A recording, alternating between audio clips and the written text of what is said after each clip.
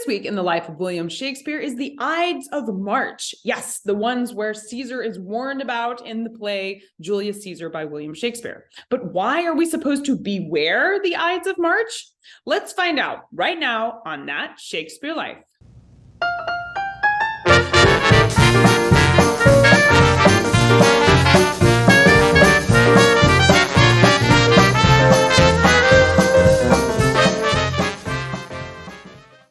Remember March, the Ides of March, remember.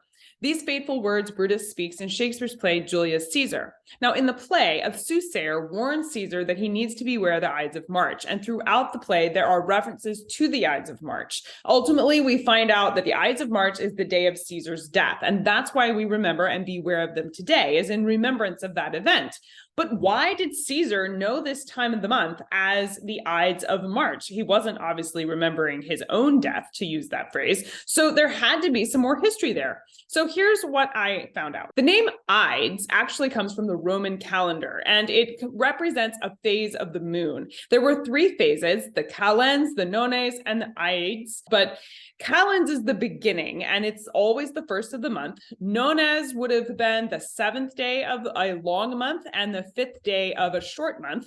And then Ides is always right in the middle. It was the 15th of the month when the month had long number of days, and then any of the shorter months were the Ides would have been on the 13th of the month. And that's why in March, the Ides of March is March 15th, because March is a long month. There were only 4 months in the Roman calendar, in the Julian calendar, that had 31 days in them. There was March, May, July, and October. All of these were considered the long months, and all the other months had somewhere between 23 and 29 days, and all of those were considered the shorter months.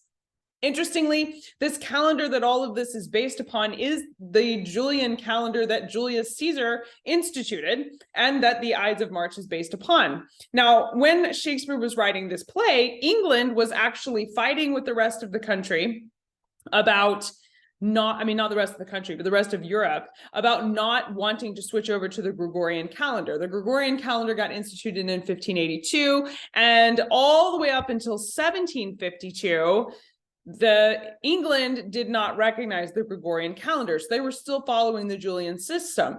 I think that sounds like an interesting bit of history to find out how many references in the play Julius Caesar is actually a political joke on England's upheaval about the calendar. If anybody's looking for a thesis statement, there's a fun thing to go and explore for you. But there's got to be some kind of connection, because that was all going on in Shakespeare's life while he's writing about the Ides of March, which is based on the Julian calendar system. So anyway, fun stuff to explore. But historians do think that the Ides of March represented a day where there was a full moon, since the Roman calendar was based on the phases of the moon.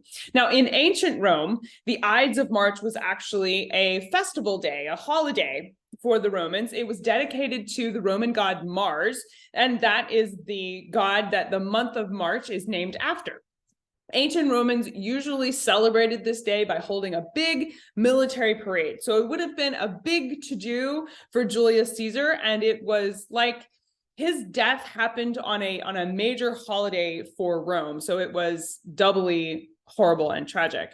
Now, during the real life of Julius Caesar, he was actually assassinated on the Ides of March. He was stabbed on the floor of the Roman Senate by Brutus and 60 other conspirators who got together and decided this was Julius Caesar's death day. Shakespeare is responsible for making the story popular in his play about this event, and that's why today we use the phrase Ides of March when we're wanting to talk about anything that's foreboding or there's impending doom. You see this happen in a lot of movies and TV shows. You'll have TV show episodes that are named the Ides of March, and it means something really bad is going to happen in that episode. So there you have it. That's the backstory for why we have the phrase the Ides of March and what happened on that day, which is the reason we remember the phrase today, and how we can thank Shakespeare for making it something we have in our culture today. That's it for this week. That's the history behind the Ides of March. Throw salt over your shoulder. Don't cross a black cat. Say your prayers.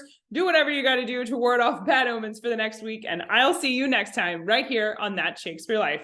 Bye-bye.